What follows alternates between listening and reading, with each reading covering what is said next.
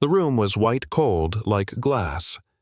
A woman in a faded gray skirt and worn blouse stepped in clutching a folded sketchbook to her chest. "Is she here to deliver packages?" someone muttered. Greg, the creative director, leaned back, phone tilted sideways to film her, or auditioning for a background extra in our poverty collection. She said nothing, calmly laid her sketch on the table. Laura, the PR director, lifted it, scanned without interest, and ripped it in half. "This is Maison Leora, not a charity runway." Laughter broke out sharp and echoing across the marble floor. Then a splash. A glass of iced water poured down over her head, soaking her shoulders. Cool off before you start dreaming. But Grace Morgan stood still, soaked, silent, eyes forward. She didn't come here to cry. She could have turned back. That moment when the icy water slid down her spine and laughter sliced through the air. But Grace Morgan didn't flinch. She stood on the marble floor like a crack in silence. No heels, no jewelry. Just a worn bag thrift store flats and sketches she'd drawn between late-night shifts and unpaid rent. She wasn't supposed to be here. Not at Maison Leora. Not in this glass tower where fashion meant power and empathy meant weakness. She was 33. Once a design graduate, now forgotten in a stack of job rejections and past due notices. But her hands still remembered how fabric breathes, how color sings, how a line can speak louder than a headline. She didn't come to beg. She came to show them that even the invisible can leave a mark, and as the water dripped from her sleeves, she gently picked up the torn sketch. One half, then the other. The panel didn't bother hiding their faces. Laura crossed her arms. Greg shook his head, smirking. Tyler, the youngest director, whispered loud enough, "Looks like she walked in from a thrift store explosion." Grace felt the words. Not like punches, no, more like pinpricks. Small, precise, intentional. But she'd felt worse. She'd stood outside studios that never called back. Held her mother's hand in the ER while missing interviews. Worked night shifts so her sister could stay in school. She didn't need their approval. She needed a chance. On the table, the sketch ripped in two looked like her split. Misjudged, but not destroyed. "I'd like to present my portfolio," she said. Voice steady. Greg laughed. "Sweetheart, we're a luxury brand, not a community project." Laura leaned in, arching an eyebrow. "Do you even know who we are?" Grace looked up. "No," she said softly. "But I know who I am." Grace reached into her bag and pulled out a folder, worn edges softened by time. No leather case, no gold seal. Just simple prints, sketches, fabric notes, hand-drawn collection ideas. She placed it down with both hands gently, like setting down a part of her life. Tyler didn't even touch it. He leaned back in his chair, arms crossed. "Let me guess. Community, college online, cert." Grace didn't blink. "I studied textile psychology," she said, "how clothing impacts emotion and behavior." Greg laughed. "Is that even a real degree?" Laura didn't wait. She flipped through a few pages, her manicured nails tapping fast. No brand experience, no magazine features, no agency names. You just stitched in the dark, huh? Grace nodded. "Yes, but the lights I turned on weren't for the cameras." They stared.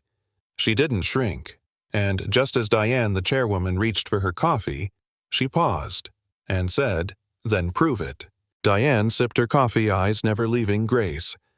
"Since you seem so confident," she said, "we'll give you a chance." Greg smirked. "Let's make it fun." He slid a blank sketch pad across the table. "Design a capsule collection. Right now. 5 looks.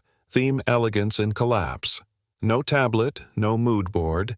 Just this." He dropped a dull pencil next to her. Laura added 10 minutes. No styling, just concept and form. Grace picked up the pencil. Her hand hovered over the page. They expected her to freeze, to falter, to fail. But her fingers began to move light strokes, shapes, lines blooming like breath. A coat with asymmetric weight. A dress stitched from shadows and strength. a sleeve that draped like grief and hope in one cut. She didn't sketch for trends. She sketched from what she'd lived. Tyler scoffed. Motion isn't design. Diane leaned in. Then let's see if it sells. Grace didn't speak. She just drew. Each pencil stroke carved something deeper. A pleat folded like a closed memory. A collar standing tall like defiance. A hem unfinished like a life still stitching itself. Tyler yawned. This isn't art therapy. Greg rolled his eyes. She's doodling emotions. Want a tissue with that concept? But Diane watched. Just watched. Grace's hand moved with purpose. There was no flash, no performative flair, only clarity. One design mirrored a broken seam, then mended. Another flowed like rain rolling off a window, resilient, soft, unafraid to be quiet. Laura whispered to Diane, "Even if it's good, the aesthetic's wrong. She's not Maison." Diane didn't answer. She stood, lifted one page from the sketchbook, held it to the light, and, for a second, silence. Greg snapped out of it first. "Whatever.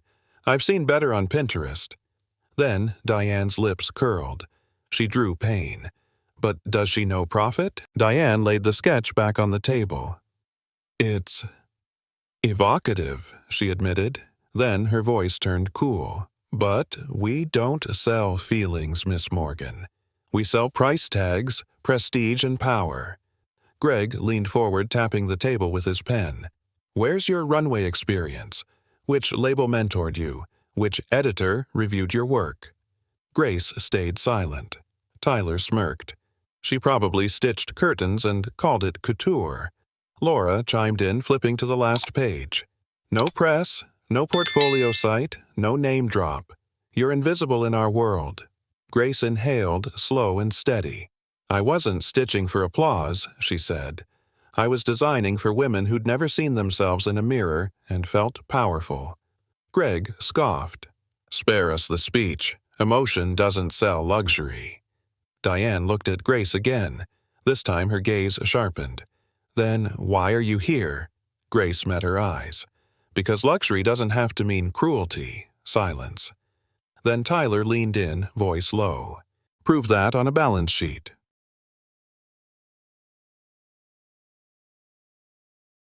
Greg pushed his chair back, a slow scrape across the marble. "Okay," he said, standing. "Let's stop pretending this is a real interview." He walked to the whiteboard behind them, grabbed a marker. "We'll give you a real Maison challenge." He scribbled quickly tight margins, shifting deadlines, a sudden material shortage, and an A-list client demanding 5 looks in 48 hours. Then he turned. "There. Solve that. No assistants, no budget, just paper and your magic degree." Tyler added, "Oh, and do it with a smile. Our clients don't like emotion." Laughter trickled like poison through the room. Laura snapped a photo of the sketchpad. "Before it becomes kindling." Grace looked at the board. Each line wasn't just a problem. It was a message. You don't belong. But she didn't move. She reached for the marker, and Diane, arms folded, said, "Let's see how long before she breaks." Grace stood in front of the whiteboard, eyes scanning every bullet point. Tight margins, no staff, impossible deadline, celebrity pressure. This wasn't a challenge, it was a trap. A public execution dressed as a creative test. Behind her, chairs creaked. Phones buzzed, ready to capture her fall. Greg chuckled. "She's doing the math, poor thing." But Grace said nothing. She picked up the marker and began. Not frantic, not defensive, deliberate. She sketched a flowchart, resource reallocation, fabric optimization, modular silhouettes that could adapt in final fitting. She noted supplier timelines, who to call, what to cut, what could be reimagined. No drama, no ego, just clarity under fire. Laura leaned to Tyler, whispered, "Is she actually solving it?" He frowned. Greg laughed again, louder this time. "She's stalling. That's not design, it's spreadsheet therapy." But Diane leaned forward slowly. Not laughing, not yet. The marker squeaked softly as Grace drew the final line. Then, She set it down. No speech, no defense, just the board covered in strategies, sketches, fallback plans, timelines. Her solution wasn't flashy, but it was real, rooted in grit, not gloss. Diane squinted. Modular builds, pre-lined seams for last-minute hem changes.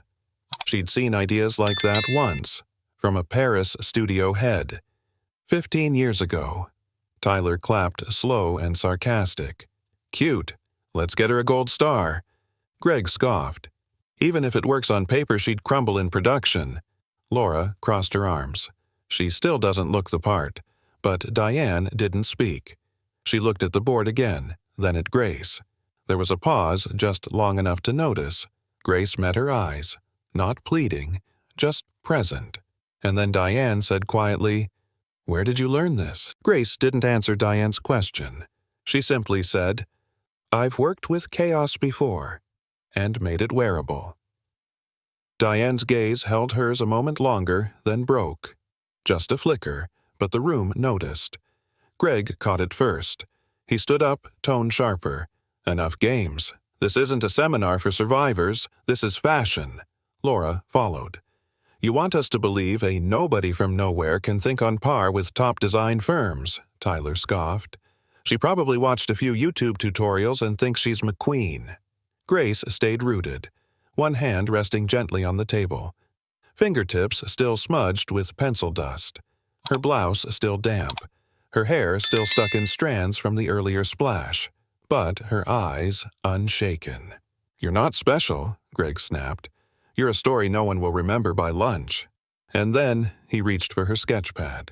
Greg yanked the sketchpad off the table, flipped through it, rough, careless, like rummaging through someone's diary. "Let's see what Cinderella cooked up," he muttered. Then, rip. A page tore clean down the center. A design of a jacket stitched from memory and grief now in two. Grace didn't move. Greg laughed, waving the torn sheet like a flag. Avant-garde, right raw, unfinished, like her resume. He tossed it onto the floor. Another page followed, then another. Each rip echoed louder than the last. Laura filmed it smiling. "Viral gold," she whispered. Tyler clapped mockingly. "Performance art. She should thank us for the exposure." Still, Grace didn't speak. She just knelt down slowly, picking up each half-page with a calm that made the laughter waver, one by one. Her fingers steady. Greg narrowed his eyes. "What?" No comeback, no tears. She looked up, quiet, present, and said softly, "You can't tear what already lives in me." The laughter thinned. Grace, still on the floor, fingers gathering scraps with a quiet care that filled the space louder than any shout. Diane stood. The air shifted. Enough, she snapped.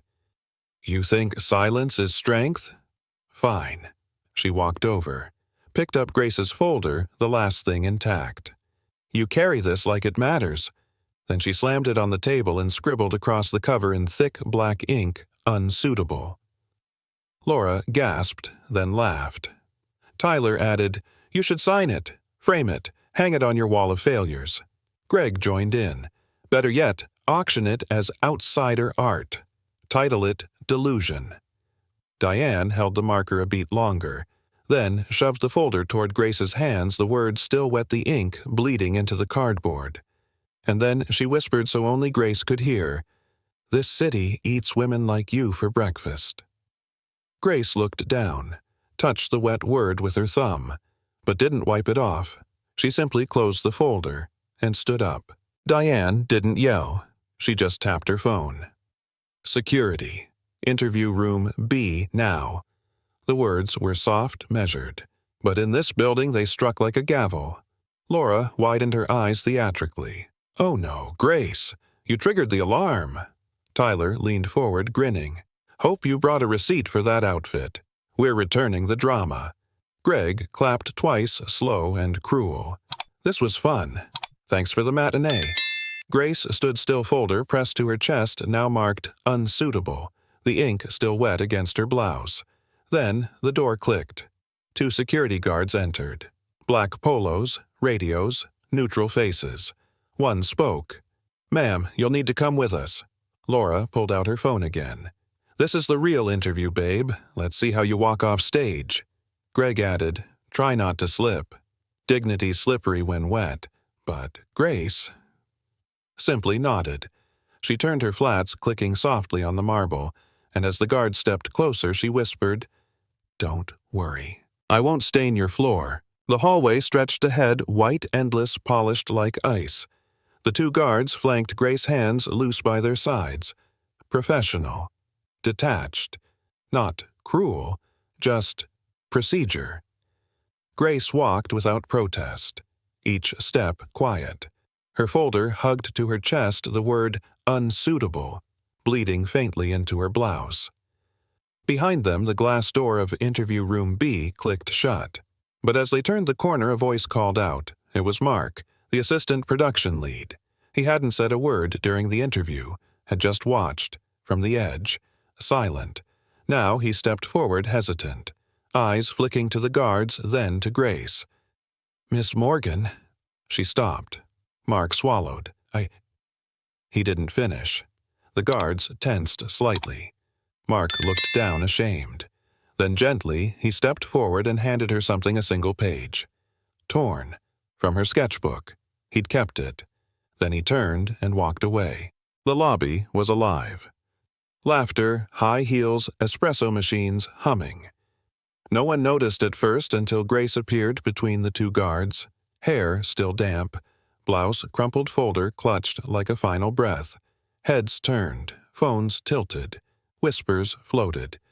"Is she from HR? What happened to her? Who let that in?" Then Greg's voice, booming, from behind the glass above. "Wait!" He rushed to the mezzanine rail, coffee cup in hand. "Let's make this exit memorable." And in one careless motion he flung the half-full cup downward. The splash hit Grace's shoulder.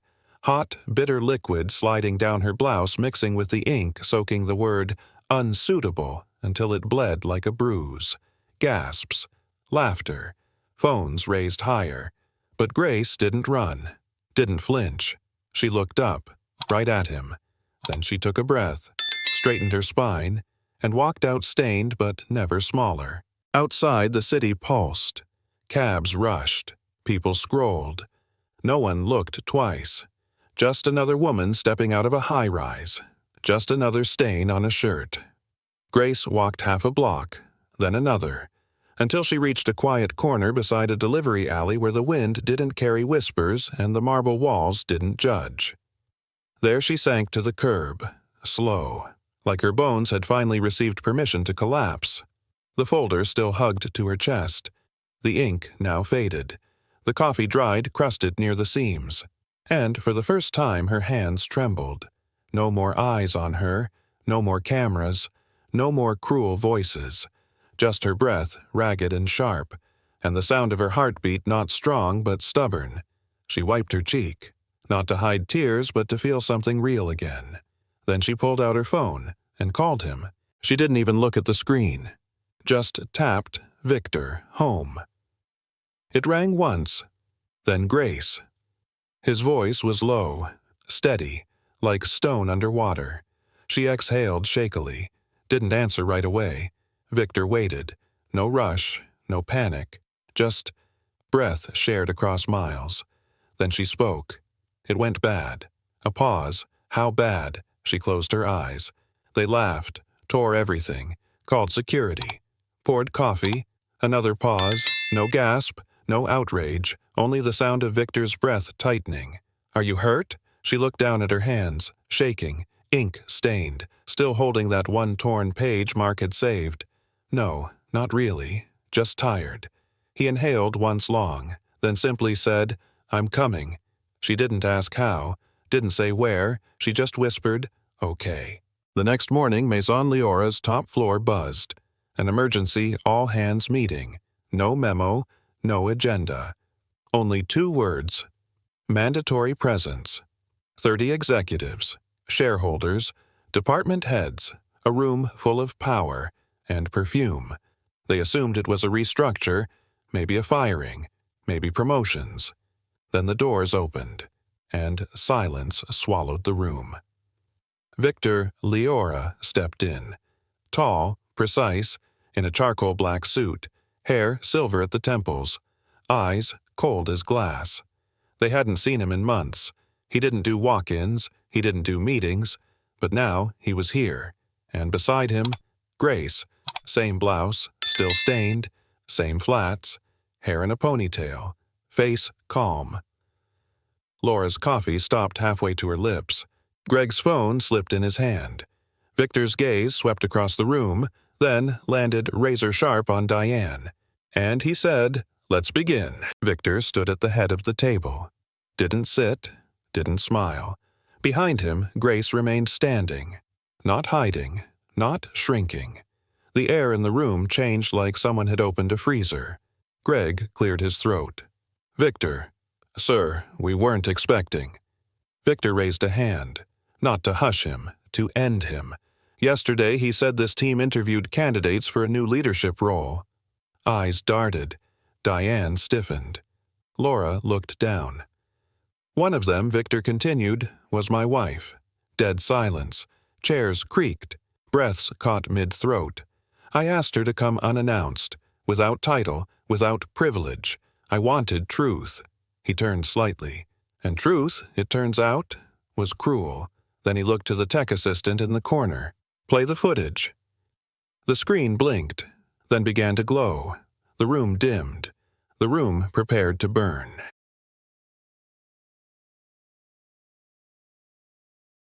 The screen came to life. First, the interview room. Clean, bright, harsh. Then Grace entered, same clothes, same silence. But this time the silence wasn't from her. It was from the boardroom now, watching themselves. "Did she walk in from a thrift shop explosion?" Tyler's voice. "Sweetheart, we're a luxury brand, not a community project." Greg's. Unfit, unseen, unnecessary. Laura with a smile. The video continued. The sketchpad torn, the coffee flung, the folder marked unsuitable.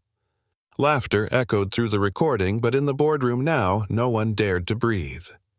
Diane's smirk on screen. Her sharp whisper, "This city eats women like you for breakfast."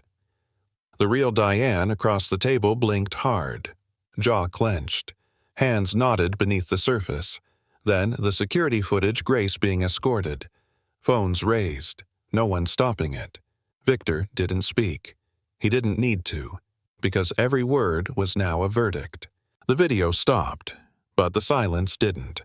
Victor stood still, then took one step forward. His voice was even, but it landed like steel. "Tyler." The young director froze. "Repeat your words. The ones about the mailroom." Tyler's lips parted, but no sound came out. Victor didn't move. Laura. She blinked rapidly. "Repeat what you said about her education. I was joking." "Say it again." She looked down. "Greg?" He shifted in his seat. "You poured coffee on the woman who built half the systems this company runs on." "I didn't know." Victor cut him off. "You didn't ask." "Diane." The room tightened. Victor stared at her. "Your marker, your word, unsuitable. Say it to her face now." Diane's hands gripped the edge of the table. She didn't speak. Victor's voice dropped lower. "I'm still waiting." Victor let the silence stretch tight like thread pulled across bone. Then, finally, he spoke. "You all judged her. Laughed, mocked, marked her unsuitable for this place." He turned to Grace, still standing. She hadn't moved. She didn't need to. Victor looked back to the table. "Let me remind you of something. This company didn't start in a tower. It started in a basement, with 2 people, 2 chairs, no investors, no staff, just ideas." He paused, then let it fall. "Grace Morgan isn't my wife because she stood by me. She's my partner because she built with me." The room broke. Eyes widened. Chairs shifted. Diane whispered barely. "What?" Victor stepped closer. "The AI-powered supply algorithm. Hers, the sustainability model you pitched to the press, hers. The modular design you tried to tear apart, also hers. He scanned the room once more. You didn't reject a resume. You tried to erase your company's co-founder. Tyler spoke first. I didn't know if we'd known she was your Victor raised a hand. So if she were a stranger, your actions would be fine. Tyler's mouth shut. Laura jumped in. We thought it was a prank, a plant. We didn't think. Exactly, Victor Cut, you didn't think. Greg stood suddenly. Look, it was group energy, a bad moment. We all just. Victor stepped forward. No. You didn't all just anything. He looked directly at Greg. You led the laughter. You threw the coffee. You filmed her tears. Greg's lips quivered. His Rolex slid loose on his wrist. I didn't mean harm, but harm came. Because you meant cruelty. Diane's voice broke through. We were testing resilience. Victor turned slow. Then let's test yours. The room went still again, and then he said, Your badges. Now. Victor didn't shout. He simply nodded once toward security. Same guards, same uniforms, but this time they weren't escorting Grace. They stepped forward toward the board table. Tyler Grant Victor said, Your father built his fortune on legacy. You just buried it under arrogance. The guard approached. Tyler peeled off his badge with shaking fingers, placed it on the table like it burned. Laura Chen. Your PR instincts work fast online. Let's see how they explain this. She hesitated, then surrendered her ID. Her hand brushed against the edge cut herself. Didn't notice. Greg Palmer. You mocked the mind that built your metrics. Now your title joins your manners obsolete. Greg's eyes were damp now, but he said nothing. Diane Brooks. You led this room into cruelty. Now lead yourself out. Diane stood, slow, face stone, lip trembling. She placed her badge down last. One by one, the guards led them away. No applause, no cheers, only silence. And the sound of consequences. The door closed behind the last one. Their footsteps faded. Victor didn't sit. He looked across the table now with fewer chairs, fewer titles, less noise. The shareholders were watching on live stream in person through whispers. No one said a word. Then Victor spoke. Let's be clear. Maison Leora was never built on money. Not trend, not image, not press. He turned to Grace still standing at the back. It was built on vision, on soul, on the belief that beauty means nothing if it degrades the people who make it. He faced the room again. From this moment on we build again, from truth, from empathy, from courage. He placed both hands on the table. Steady, grounded. Not one of you will ever be fired for being quiet or kind or different. He looked at the tech lead, cut the feed. The screen faded to black, and the room finally breathed again. The elevator opened. Victor stepped out first. Grace followed still in the same blouse now dried stiff with coffee ink and memory. But something had changed. Not on her, around her. The lobby stilled. Receptionists paused mid-call. Design interns stopped typing. Managers turned from their glass cubicles. No one spoke. No one smiled. But no one laughed either. She walked across the same marble floor they had dragged her across yesterday. Same hallway, same shoes, but every step now echoed differently. Not as an outsider, as a mirror. Some lowered their gaze. Some held it and nodded. Victor didn't say a word. He just matched her pace, shoulder to shoulder, and as they neared the main doors, Grace paused, looked up, one final time, where the company's motto was etched above the entrance, elegance built from within. This time it felt true. Outside the wind had softened.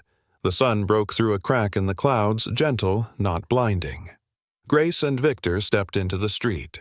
No cameras, no guards, just them. Then she saw him. The old man by the corner, wearing a worn army jacket hunched beside a cardboard sign. He was still there, just like the morning she walked out humiliated, soaked in coffee. That day when no one saw her, she saw him, and gave him her last $2. Now his eyes met hers. Recognition lit slowly. He straightened. pulled something from his coat pocket. It was the same $2 bill, still folded, still kept.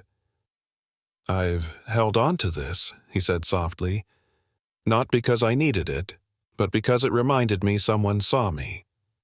Before the world did." Grace didn't speak. She just smiled, and this time she bowed to him. The cafe was quiet. Victor ordered her tea, chamomile, no sugar, like always. They sat by the window. Outside, the world moved. But here, time settled. Grace cupped the warm mug with both hands. Steam rose. But her fingers were cold. Victor didn't say much. He just watched her not as someone broken, but someone who had held too much for too long. Then, without warning, Grace's shoulders trembled. Just once. And then a tear. Not dramatic, not loud, just one. Then another. She didn't cover her face, didn't hide. Victor reached across the table, took her hand, didn't squeeze, just held. And for the first time since the interview, since the laughter, since the ink, Grace cried. Not from pain, but because she didn't have to be strong anymore. Not here, not today. The tea was half gone. Grace sat quietly, eyes watching the traffic blur through the window, but her mind was somewhere else now. Not behind, not in the boardroom, not in the memory of ink bleeding into cloth. She looked at her hands, still a bit stained, but no longer shaking. Victor finally broke the silence. "You don't have to go back yet." She nodded. "I know." She placed the mug down, stood up this time with ease. Not like yesterday when every step felt like weight, but like someone carrying something real. Victor looked up. "Where are you going?" Grace smiled, soft but certain. "I want to visit the community studio again, the one we used to teach in." She glanced down at her hand still holding the torn sketch page from Mark. "I think it's time to plant something new," and with that she stepped out, this time on her own terms. The community studio hadn't changed much. Peeling paint, dusty mannequins, a sewing machine with a chipped wheel that still hummed if coaxed just right. Grace stood in the doorway for a second, not with nostalgia, but with quiet readiness. Inside, a group of young designers huddled over cheap fabric and reused zippers. Chatter, laughter, hope that hadn't yet been shattered. One girl glanced up, then nudged her friend. "Wait, is that her?" A few more looked. Some whispered. A phone screen lit up showing her face-stained shirt standing beside Victor. But Grace didn't walk like a headline. She walked like she belonged. She approached the nearest table, pointed at a loose seam. "You stitched from fear. Let's try stitching from trust." The girl blinked. "You're teaching?" Grace smiled. "No, I'm just here to remind you that your story doesn't need permission to begin."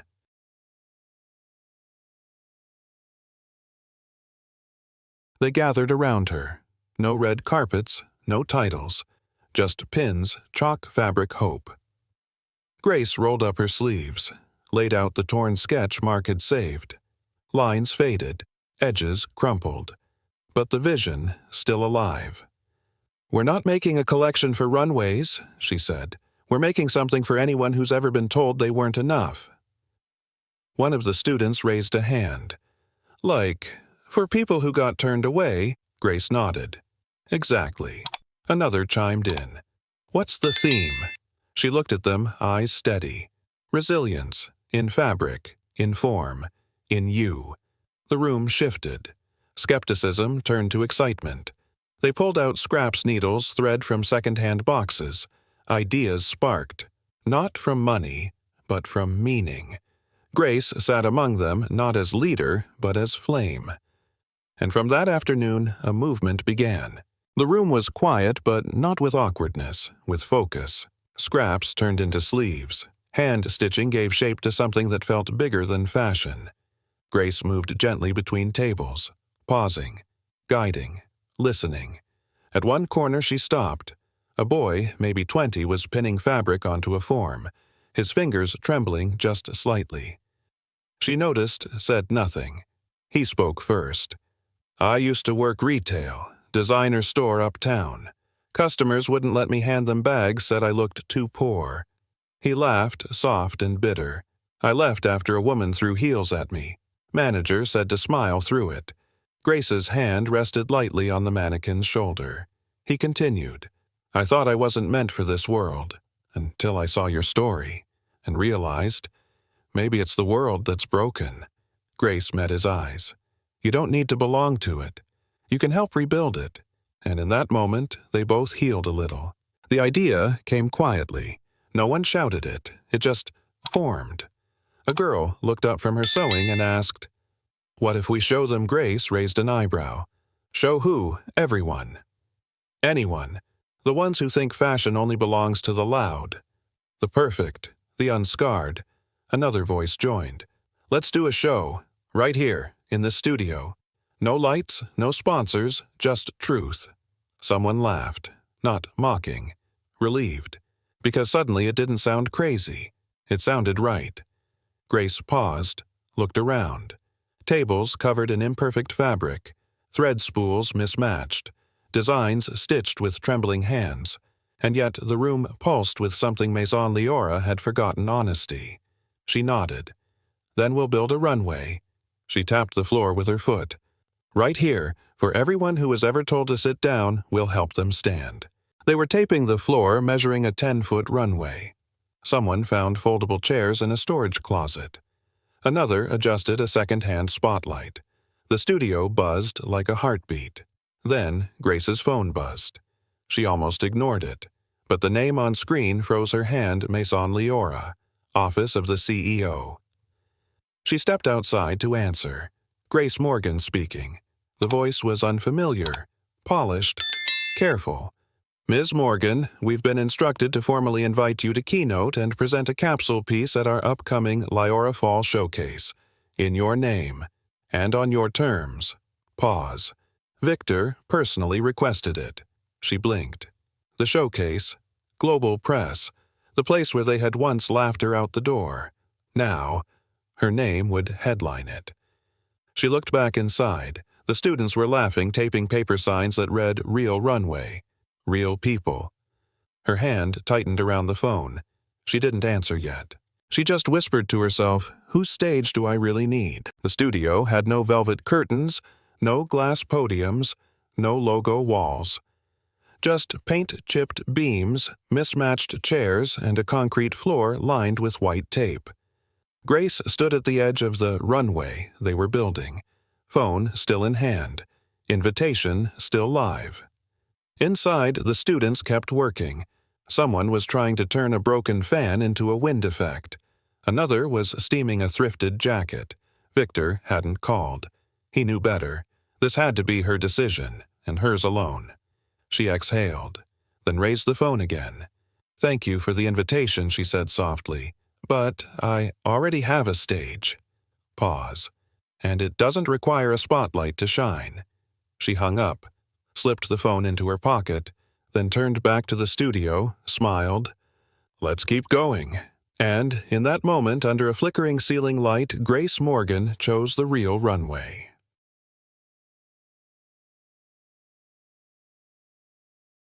There was no press list, no PR firm, just a flyer handwritten, scanned, posted online. You've ever been told you're not enough? Come see what happens when you are. At 5:52 p.m., the folding chairs sat mostly empty. By 6:10, half were filled. By 6:27, they were bringing crates in for seats. People came in coats and sneakers. Mothers, veterans, nurses, students. Someone brought their grandma. A teenager rolled in on crutches. No spotlights, just strings of warm lights borrowed from a holiday box. Grace stood backstage, if it could be called that. She peeked out, and saw them. Not an audience, a reflection. Not a crowd hungry for fashion, but hearts waiting to be reminded they belong. Someone whispered behind her. You think they'll stay? She smiled, eyes bright. No, I think they'll carry this with them. And then the music began. The first model stepped out. A girl in a jacket patched from 5 fabrics each from a different life. The left sleeve denim from her father's work coat. The lining satin from her mother's wedding dress. No one clapped, not because they weren't moved, because they were holding their breath. Then came the next A boy in a coat with exposed seams. Not hidden. Proud. Like healing you didn't have to hide. Then a woman. In a soft layered dress made from old uniforms, teacher, nurse, waitress. She walked slowly, deliberately, like every step said, "I'm still here," and then Grace, same flats. A new blouse dyed from T, hand-sewn by the team, but in her hand she held the sketch Mark had returned, now framed in cloth stitched into a sash. She didn't walk like a finale. She walked like a thank you. And the audience. They stood, but not to cheer, to honor. The crowd had thinned. Chairs half-folded, laughter fading into the hallway. Grace stood alone by the rack hanging up the final piece, then a shadow by the door. Familiar, unmistakable. Tyler Grant. No suit, no watch, just a plain black coat sleeves too long, hair longer, eyes quieter. He didn't step forward, didn't say her name. He simply reached into his coat and pulled out a small bundle, wrapped in cloth. No label, no flash. He laid it gently on the table. Grace didn't move. He looked up, voice barely a whisper. "You stitched for the ones left out. I brought back something I never deserved to keep." Then he left. Grace slowly unwrapped the bundle. Inside the page, her coding test, taped back together. Every line she'd written, every loop, still intact beneath the creases. At the bottom scribbled in pencil, perfect score. I just wasn't. Weeks later the studio was full again, but not just with fabric, with letters, piled on tables, pinned to walls, slipped under the door. "Your show made me call my mom again. I wore a skirt today, first time since the chemo. I brought my daughter, she wants to design now." Grace didn't chase sponsors. Didn't sell out. She just kept showing up. The real runway turned monthly, then weekly. Students became mentors.